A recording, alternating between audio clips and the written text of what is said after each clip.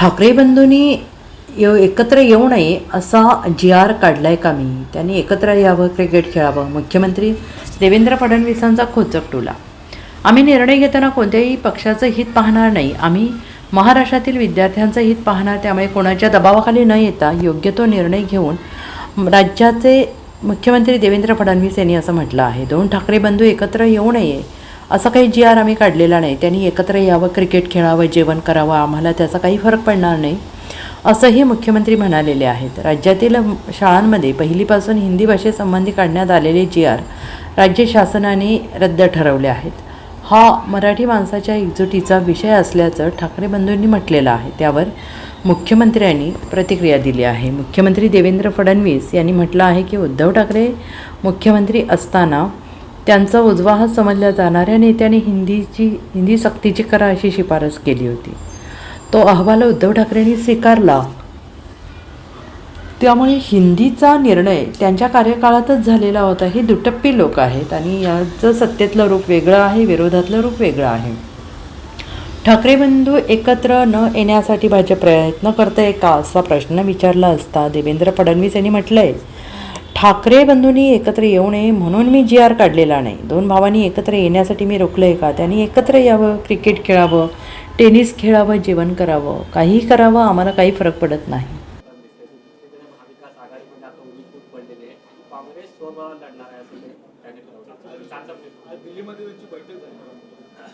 बघा, ते कोणासोबत लढो का स्वबळावर लढो, परिणाम हा आधीच ठरलेला आहे.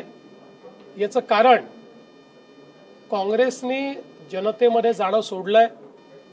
जनतेच्या आशा आकांक्षा अपेक्षापासून काँग्रेस तुटलेली आहे. काँग्रेसच्या नेतृत्वाला जमिनीवर काय चाललंय याची कल्पनाच नाहीये.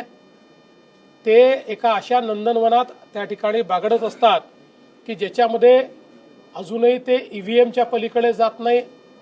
अजूनही ते इलेक्शन कमिशनला शिव्या देतच त्या ठिकाणी आपण हारल्याचं समर्थन करतात.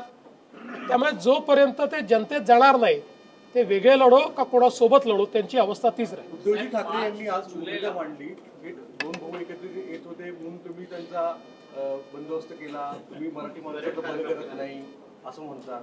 मला असं वाटतं की समजा मी एखादा निर्णय घेतला आणि दोन भावांना एकत्रित यायचं आहे, तर मी काय असा GR काढलाय दोन भावांनी एकत्रित येऊ नये असा ते GR काही मी काढलेला नाही. या उलट उद्धव ठाकरेजींच्या कार्यकाळामध्ये जो अहवाल आला होता, जो अहवाल लिहिण्यामध्ये उद्धव ठाकरेजींचा उजवा हात, त्यांचा उपनेता हा होता, ज्यांनी अहवालामध्ये लिहिलं की 1ली ते 12वी हिंदी सक्तीची करा. आणि तो अहवाल उद्धवजींनी कॅबिनेटमध्ये स्वीकारला आणि त्यानंतर नेहमीच्या पद्धतीनं घुमजाव केलं. तरी देखील आम्ही कुठलाही इगो न मानता त्या संदर्भातला निर्णय केलेला आहे. मी पुन्हा एकदा सांगतो, आम्ही निर्णय केलाय. आता कमिटी तयार केलेली आहे, समिती ठरवेल. आम्ही कुठल्या पक्षाचं हित बघणार नाही. आम्ही महाराष्ट्राच्या विद्यार्थ्यांचं हित बघू आणि विद्यार्थ्यांच्या हितात जे असेल तोच निर्णय महाराष्ट्राचं सरकार घेईल. कोणाच्याही दबावापुढे झुकणार नाही. ठाकरेंनी जाहीर केलेला आहे आणि त्या मोर्चाला राज ठाकरे देखील समर्थन देत आहेत. जे दोन भाऊ परत एकदा विजयी रॅलीच्या निमित्ताने एकत्र येत आहेत. मला अतिशय आनंद आहे जर ते एकत्रित येत असतील तर. त्यांनी जरूर एकत्रित यावं.